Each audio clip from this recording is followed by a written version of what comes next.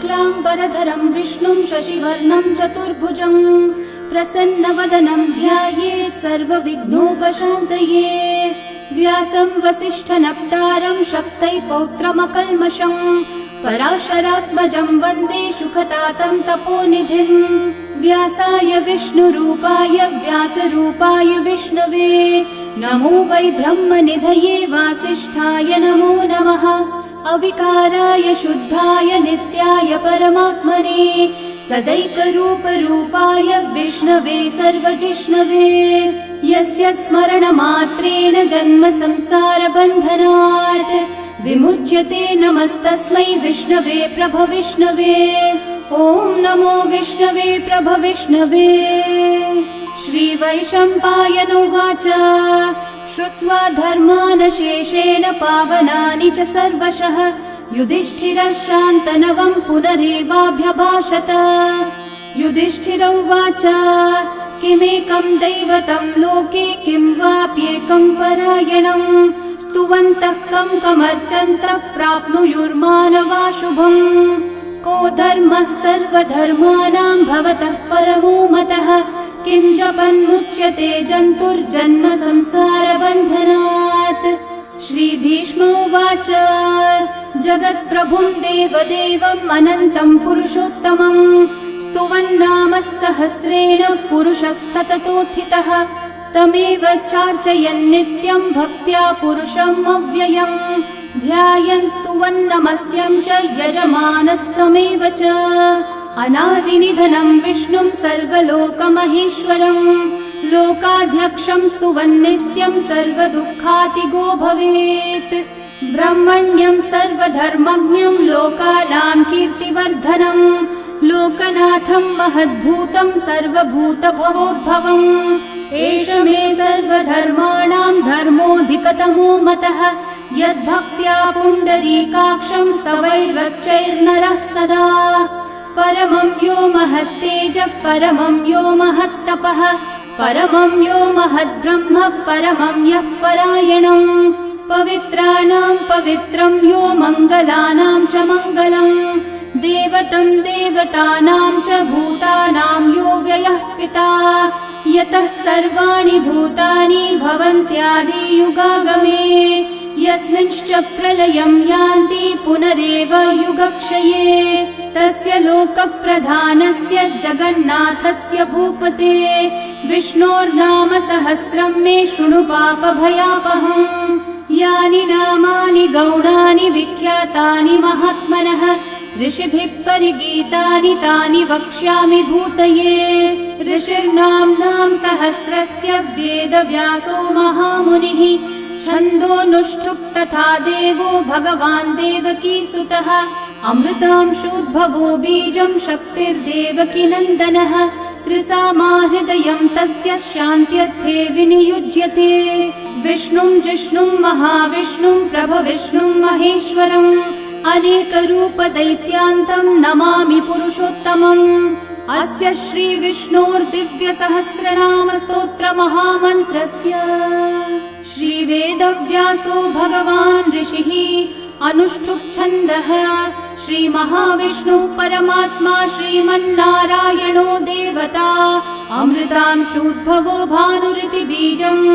देवकी नन्दनसृष्टेति शक्तिः उद्भवक्षोभणो देव इति परमो मन्त्रः शङ्खबृन्नन्दकी चक्रीति कीलकम् शार्ङ्गधन्वा गदाधर इति अस्त्रम्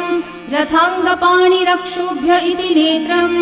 त्रिसामासामगः सामेति कवचम् आनन्दं परब्रह्मेति योनिः ऋतुः सुदर्शनः काल इति दिग्बन्धः श्रीविश्वरूप इति ध्यानम् श्रीमहाविष्णुः प्रीत्यर्थे सहस्रनाम जपे विनियोगः।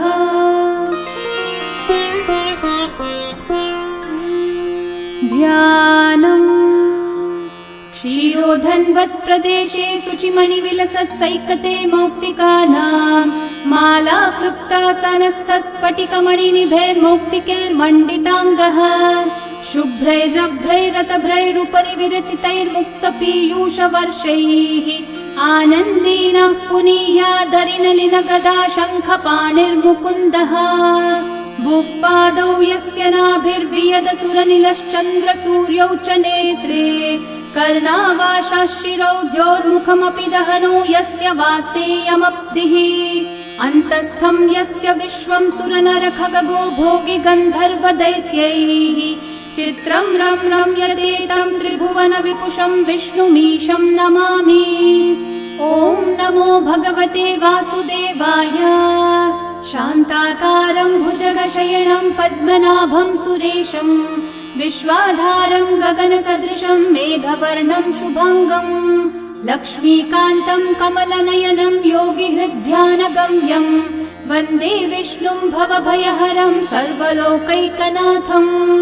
मेघश्यामं पीतकौशेयवासं श्रीवत्साङ्कं कौस्तुभोद्भासिताङ्गं पुण्योपेतं पुण्डरीकायताक्षं विष्णुं वन्दे सर्वलोकैकनाथम् नमः समस्तभूतानामादिभूताय भूभृते अनेकरूपरूपाय विष्णवे प्रभविष्णवे सशङ्खचक्रं सकिरीटकुण्डलं सपीतवस्त्रं सरसीरुहेक्षणं सहारवक्षस्थलशोभिकौस्तुभं नमामि विष्णुं शिरसा चतुर्भुजम् छायायां पारिजातस्य हेमसिंहासनोपरि आसीनमम्बुदश्याममायताक्षम् अलङ्कृतम् चन्द्राननं चतुर्बाहुं श्रीवत्साङ्कितवक्षसं रुक्मिणी सत्यभामाभ्यां सहितं कृष्णमाश्रये। ॐ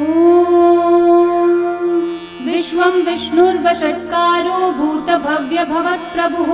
भूतकृद्भूतभृद्भावो भूतात्मा भूतभावनः भूतात्मा परमात्मा च मुक्तानां परमा गतिः अव्ययः पुरुषः साक्षी क्षेत्रज्ञोऽक्षर एव च योगो योगविदां नेता प्रधानः पुरुषेश्वरः नारसिंहः वपुः श्रीमान् केशवः पुरुषोत्तमः सर्वः शर्वः शिवस्थाणोर्भूतादिर्निधिरव्ययः सम्भवो भावनो भर्ता प्रभवः प्रभुरीश्वरः स्वयंभू शम्भुरादित्यः पुष्कराक्षो महास्वनः अनादिनिधनो धाता विधाता धातुरुत्तमः अप्रमेयो ऋषिकेशः पद्मनाभो मरः प्रभुः विश्वकर्मा मनुस्त्वष्टा स्थविष्ठस्थविरो ध्रुवः अग्राह्यः शाश्वतः कृष्णो लोहिताक्षः प्रतर्दनः प्रभुतस्त्रिककुब्धामः पवित्रं मङ्गलं परम् ईशानः प्राणदः प्राणो ज्येष्ठः श्रेष्ठः प्रजापतिः हिरण्यगर्भो भूगर्भो माधवो मधुसूदनः ईश्वरो विक्रमी धन्वी मेधावी विक्रमक्रमः अनुत्तमो दुराधर्षः कृतज्ञः कृतिरात्मवान् सुरेशः शरणं शर्म विश्वरेतः प्रजाभवः अहः संवत्सरो व्याळः प्रत्ययः सर्वदर्शनः अजः सर्वेश्वरः सिद्धिः सिद्धि सर्वादिरच्युतः वृषा कपिरमेयात्मा सर्वयोगविनिःसृतः वसुर्वसुमना सत्यः समात्मा संमितः समः अमोघः पुण्डरीकाक्षो वृषकर्मा वृषाकृतिः रुद्रो बहुशिरा बभ्रुर्विश्वयोनिःशुचिश्रवाः अमृतः शाश्वतस्थाणोर्वरारोहो महातपाः सर्वगः सर्वविद्भानुः विश्वक्सेनो जनार्दनः वेदो वेदविदव्यङ्गो वेदाङ्गो वेदवित्कविः लोकाध्यक्षः सुराध्यक्षो धर्माध्यक्षः कृताकृतः चतुरात्मा चतुर्व्यूहश्चतुर्दंष्ट्रश्चतुर्भुजः भ्राजिष्णुर्भोजनं भोक्ता सहिष्णुर्जगदादिजः अनघो विजयो जेता विश्वयोनिः पुनर्वसुः उपेन्द्रो वामनः प्रांशुरमोघः शुचिरूर्चितः अतीन्द्रः सङ्ग्रहः सर्गो धृतात्मा नियमो यमः वेद्यो वैद्यः सदा योगी वीरः माधवो मधुः अतीन्द्रियो महामायो महोत्साहो महाबलः महाबुद्धिर्महावीर्यो महाशक्तिर्महाद्युतिः अनिर्देश्य वपुः श्रीमान् अमेयात्मा महाधृतक् महेश्वासो महीभर्ता श्रीनिवासः सतां गतिः अनिरुद्धः सुरानन्दो गोविन्दो गोविदाम्पतिः मरीचिर्दमनोहंसः सुपर्णो भुजगोत्तमः हिरण्यनाभः सुतपः पद्मनाभः प्रजापतिः अमृत्युः सर्वदृक्सिंहः सन्धाता सन्धिमान् स्थिरः अजो दुर्मशनः शास्ता विश्रुतात्मा सुरारिः गुरुर्गुरुतमो धामः सत्यः सत्यः पराक्रमः निमिषो निमिषस्रग्वी वाचस्पतिरुदारधीः अग्रणीर्ग्रामणी श्रीमान् न्यायो नेता समीरणः सहस्रमूर्धा विश्वात्मा सहस्राक्षः सहस्रपात् आवर्तनो निवृत्तात्मा संवृतः सम्प्रमर्दनः अहः संवर्तको वह्निरनिलो धरणीधरः सुप्रसादः प्रसन्नात्मा विश्वदृग्विश्वभुग्विभुः सत्कर्ता सत्कृतः साधुर्जन्मुर्नारायणो नरः असंख्येयो प्रमेयात्मा विशिष्टः शिष्टकृच्छुचिः सिद्धार्थः सिद्धसङ्कल्पः सिद्धिदः सिद्धिसाधनः वृषाही वृषभो विष्णुर्वृषपर्वा वृषोदरः वर्धनो वर्धमानश्च विविक्तः श्रुतिसागरः सुभुजो दुर्धरो वाग्मी महेन्द्रो वसुदो वसुः नैकरूपो बृहद्रूपः क्षिपिविष्टप्रकाशनः ओजस्तेजोद्युतिधरः प्रकाशात्मा प्रतापनः ऋद्धस्पष्टाक्षरो मन्त्रश्चन्द्रांशूर्भास्करद्युतिः अमृतांशूद्भवो भानुः शशबिन्दुः सुरेश्वरः औषधं जगतः सेतुः सत्यधर्मः पराक्रमः भूतभव्यभवन्नाथः पवनः पावनो नलः कामः कामकृत्कान्तः कामः कामप्रदः प्रभुः युगादिकृद्युगावर्तो नैकमायो महाशनः अदृश्यो व्यक्तरूपश्च सहस्रजिदनन्तजित् इष्टो विशिष्टशिष्टेष्ठः शिखण्डी नहुषो वृषः क्रोधः क्रोधकृत्कर्ता विश्वबाहुर्महीधरः अच्युतः प्रथितः प्राणः प्राणदो वासवानुजः अपान्निधिरधिष्ठानम् अप्रमत्तः प्रतिष्ठितः स्कन्दः स्कन्दद्धरो धुर्यो वरदो वायुवाहनः वासुदेवो बृहद्भानुरादिदेवः पुरन्दरः अशोकस्थारणस्थारः शूरः शौरिर्जनेश्वरः अनुकूलः शतावर्तः पद्मी पद्मनिभीक्षणः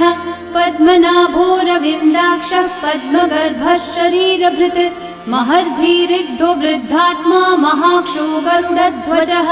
अतुलः शरभो भीमः समयज्ञो हविर्हरिः सर्वलक्षणलक्षण्यो लक्ष्मीवान् समितिञ्जयः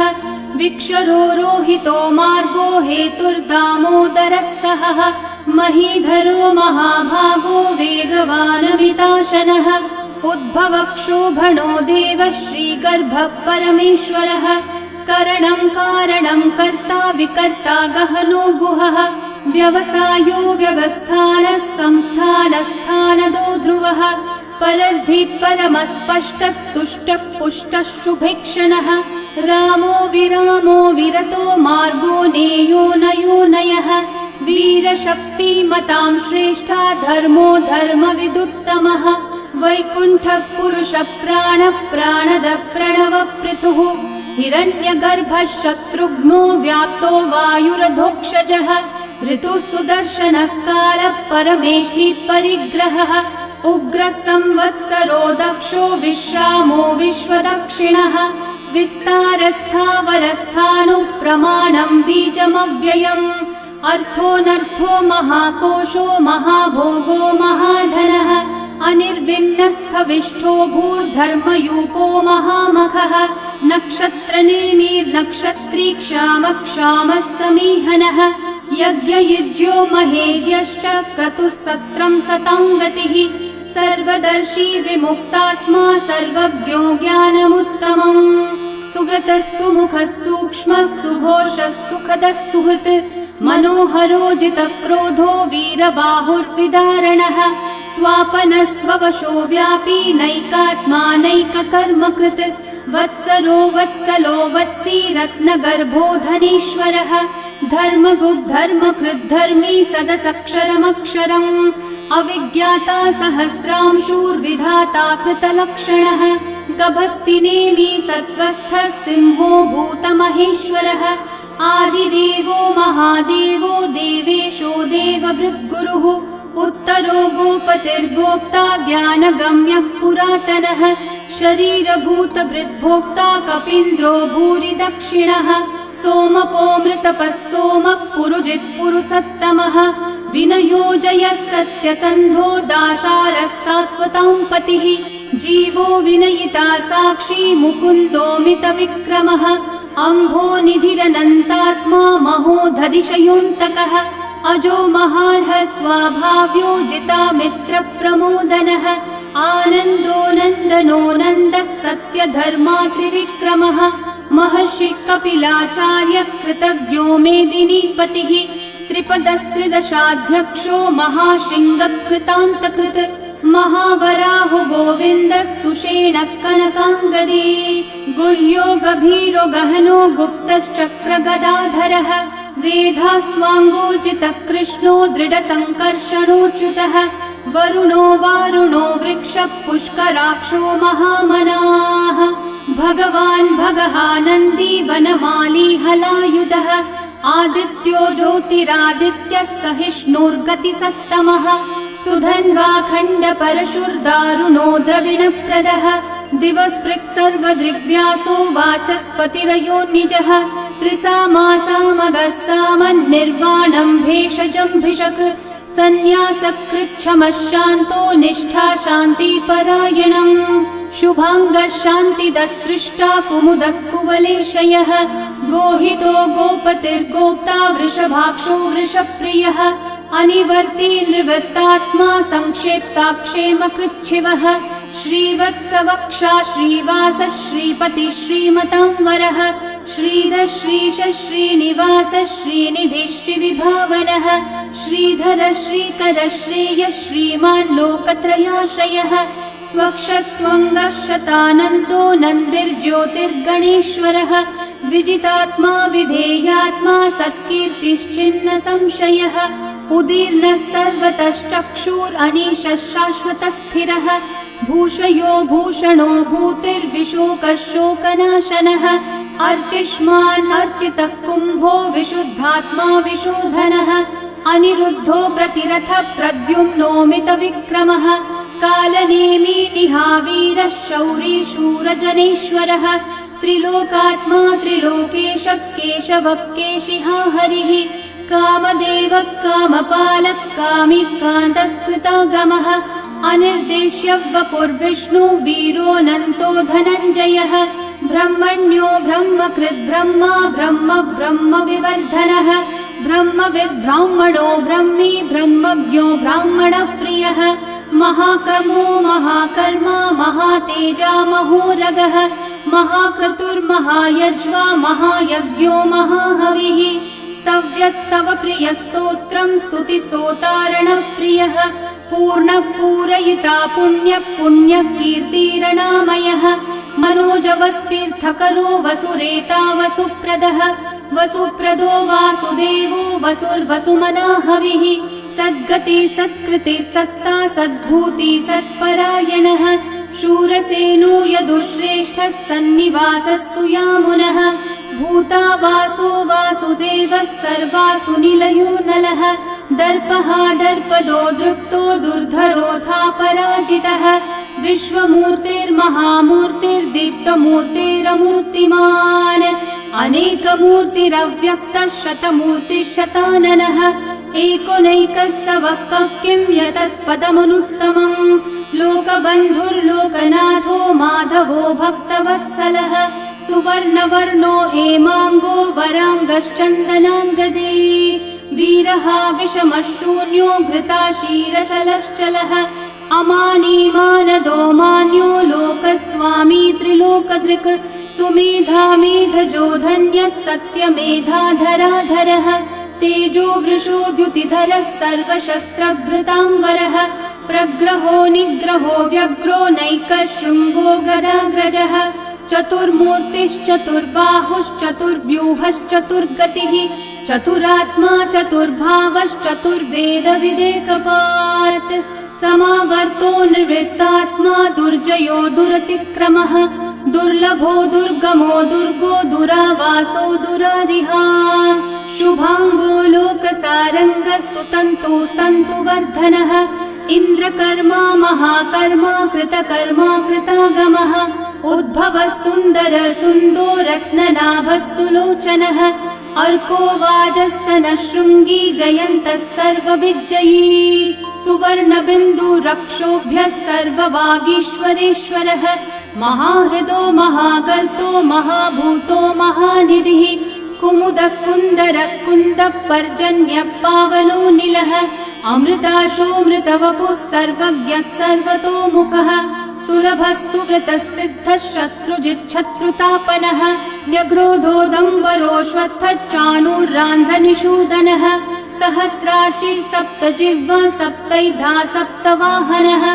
अमूर्तिरनघोचिन्त्यो भयकृद्भयनाशनः अनुर्बृहत्कृशस्थूलो गुणभृन्निर्गुणो महान् अधृतस्वधृतस्वास्य प्राग्वंशो वंशवर्धनः भारभृत्कथितो योगी योगीशः सर्वकामदः आश्रमश्रमणश्रामः सुपर्णो वायुवाहनः धनुर्धरो धनुर्वेदो दण्डो दमयिता दमः अपराजितः सर्वसहो नियन्ता नियमो यमः सत्त्ववान् सात्विकः सत्यः सत्यधर्मपरायणः अभिप्रायप्रियार्होर्हः प्रियकृत्प्रीतिवर्धनः विहाय स गतिर्ज्योतिः सुरचिर्हुतभुक् विभुः रविर्विरोचनः सूर्यः सविता रविलोचनः अनन्तो हुतभुग्भोक्ता सुखदो नैकजोऽग्रजः अनिर्विण्णः सदा मर्षि लोकाधिष्ठानमद्भुतः सनात् सनातनतमः कपिलः कपिरव्ययः स्वस्ति स्वस्ति कृत् स्वस्ति स्वस्ति भुक् स्वस्ति दक्षिणः अरौद्रः कुण्डली चक्री विक्रम यूर्जितशासनः शब्दातिगः शब्दसः शिशिरः शर्वरीकरः अक्रूरः पेशलो दक्षो दक्षिणः क्षमिनाम्बरः विद्वत्तमो वीतभयः पुण्यश्रवणकीर्तनः उत्तारणो दुष्कृतिः पुण्यो दुःस्वप्ननाशनः वीरः रक्षणः सन्तो जीवनः पर्यवस्थितः अनन्तरूपोऽनन्तश्रीर्जितमन्युर्भयापहः चतुर्रश्रो गभीरात्मा विदिशो व्यादिशो दिशः अनादिर्भूर्भुवो लक्ष्मी सुवीरो रुचिराङ्गदः जननो जनजन्मादि भीमो भीमपराक्रमः आधारनिलयो धाता पुष्पहास प्रजागरः ऊर्ध्वगः सत्पथाचारः प्राणदः प्रणवप्पणः प्रमाणं प्राणनिलयं प्राणभृत् प्राणजीवनः तत्त्वं तत्त्वविदेकात्मा जन्म मृत्युजरातिगः भूर्भुवः स्वस्तरुस्तारः सविता प्रपितामहः यज्ञो यज्ञपतिर्यज्वा यज्ञाङ्गो यज्ञवाहनः यज्ञभृद्यज्ञकृद्यज्ञी यज्ञभुग्यज्ञसाधनः यज्ञातकृद्यज्ञगुह्यामन्नमन्नादयेव च आत्मयोनिः स्वयं जातो वैखानः सामगायनः देवकीनन्दनः सृष्टा शितीशः पापनाशनः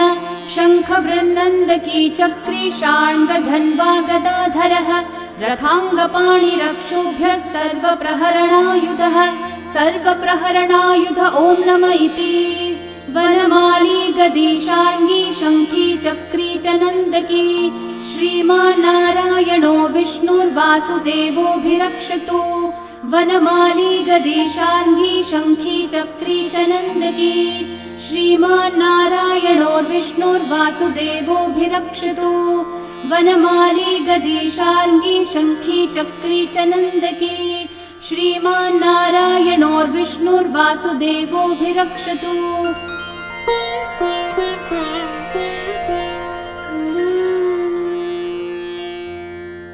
इतीदं कीर्तनीयस्य केशवस्य महात्मनः